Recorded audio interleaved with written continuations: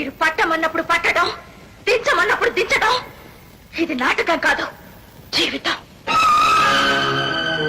ఎప్పుడైతే నీ కన్న తండ్రి మాటకు విలువివ్వకుండా పరాయి పడి రాతకు విలువించావో, ముహూర్తం తప్పించి శాస్త్రాన్ని కాదన్నావో, అప్పుడే నిర్ణయించుకున్నాను నువ్వు నాకు తగవని. పెళ్లికి ముందే ఇలా జరగడం నా అదృష్టం.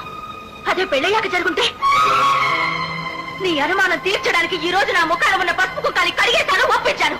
పీటల మీద పెళ్ళాపి నా మీద వేసిన నిందని నువ్వు తుడిచేయగలవా? అందుకే చెప్తున్నాను, ఈ పెళ్లికి నువ్వు ఒప్పుకున్నా నేను ఒప్పుకోను. జానకి, ఏమిటమ్మా నువ్వు అనేది? అతను తన అనుమానం తీరిపోయింది అంటున్నారు కదా. జానకి, ప్రతి తండ్రి తన కూతురు సుఖం కోసం తనకన్నా ఓ మెట్టు ఎక్కువ సంబంధమే తేవాలనుకుంటాడు. ఇది 10 మెట్లు ఎక్కువ సంబంధం అమ్మా. కాదనకమ్మా, కాదనకు.